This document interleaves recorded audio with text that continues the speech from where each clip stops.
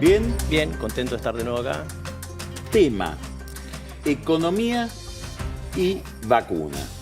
Bueno, déjame poner un poquito en números lo que hablaron recién, Sí. porque el problema acá es que no llegamos a vacunar para el invierno a la gente de riesgo, y eso lo que va a implicar es que el gobierno o bien va a tener que cerrar la economía de nuevo, o como probablemente no pueda o no quiera hacerlo por una cuestión política, suba muy fuerte el número de casos. Y con lo cual la gente se guarda igual. Uno vio en países donde los gobiernos no impusieron cuarentenas fuertes, que cuando subía el número de casos la gente se guardaba igual. Suecia. Entonces, ¿por qué? Déjame mostrarte unos números. Hasta ahora la Argentina vacunó solamente 800.000 personas con una dosis y hay 300.000 con las dos dosis ya. ¿Sí? Ya se distribuyeron 1,7 millones de vacunas y supuestamente llegaron al país más de 3, cuando uno suma la China, la AstraZeneca y la más de 3 rusa, millones. más de 3 millones. Se distribuyeron unos 7 y de esos se aplicaron 1. Ahora, ¿cuántos mayores de 65 años hay? O de 60, si querés, grupo de riesgo. Y bueno, hay 7 millones.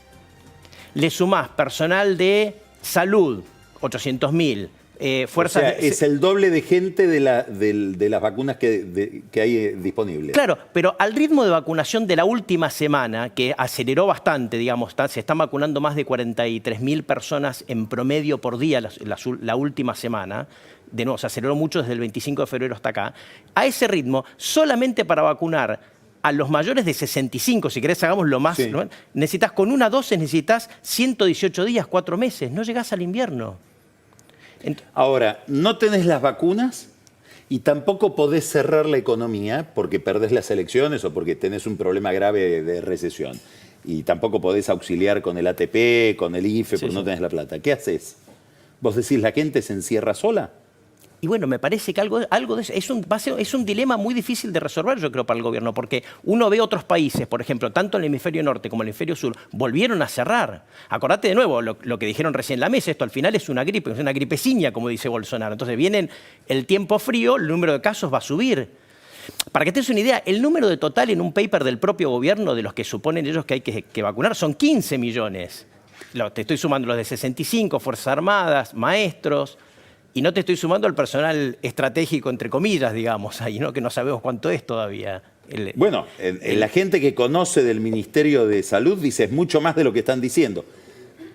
Los amigos de Ginés dicen lo están castigando por vacunar a menos gente de la que tendría que haber vacunado. Claro. Bueno, la cuestión es que no llegamos al invierno. Esto en un contexto donde la economía venía con claroscuro, yo te diría, venía con una recuperación.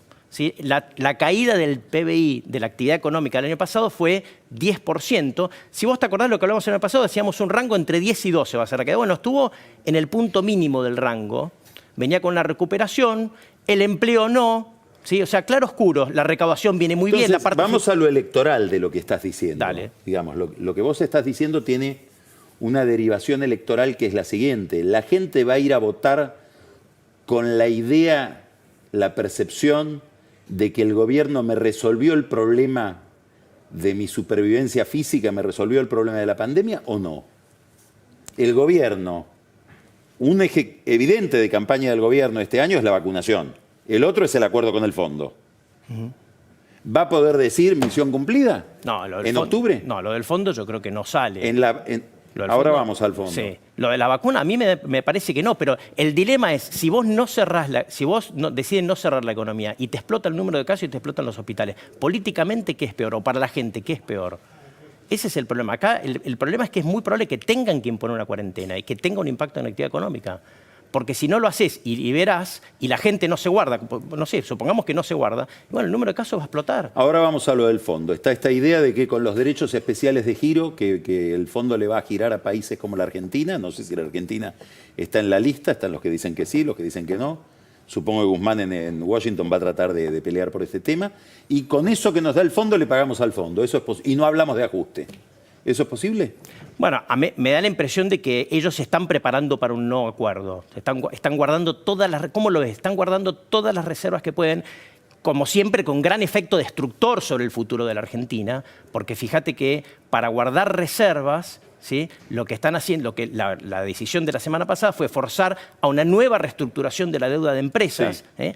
Para que la gente entienda, esto implica que la posibilidad de las empresas privadas de endeudarse en el futuro va a ser muy baja y sin deuda no hay inversión. Entonces, la están forzando a reestructurar su deuda para ahorrarse probablemente... O sea, la economía argentina queda sin crédito. Queda sin crédito, sin importaciones. O sea, es como todo guardar los dólares. ¿Y para qué?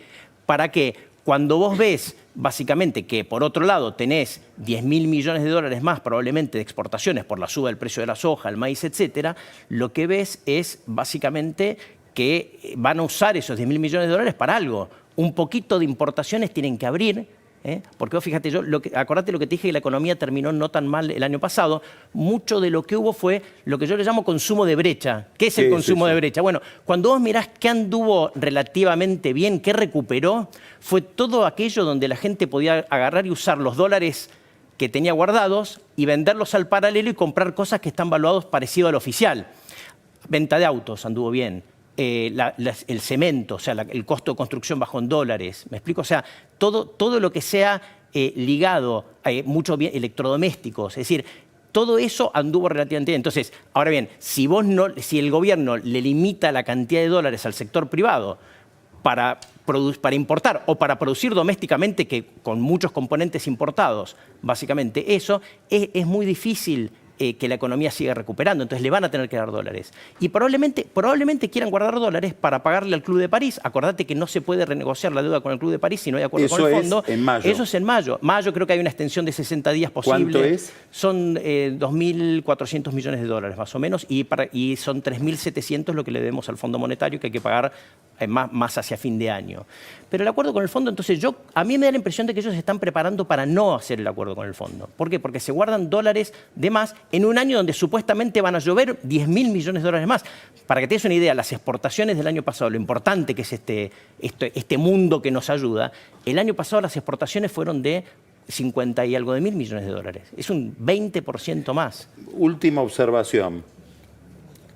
Hace pocos días, poco más de una semana, Alejandro Werner, que es el encargado de América, digamos, hemisferio occidental se llama, sí, del fondo, que es el que negoció el acuerdo que critica nacido en Alberto Argentina, Fernández, mexicano, sí. dio una conferencia sobre América Latina en el Council of the Americas. Mostraba los cuadros, el único país que no figuraba era la Argentina. No figuraba. Claro.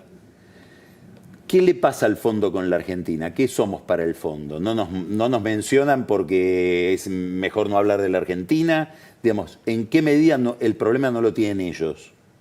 Con un país al que les dieron semejante cantidad de dinero y que hoy tal vez dice no te lo devuelvo. Ellos claramente, digamos, vamos a decir, ex post cometieron un error, está claro. Le prestaron un montón de plata a un país que no pagó y que está en un problema económico. Ahora, yo no sé cuánto los va a limitar eso.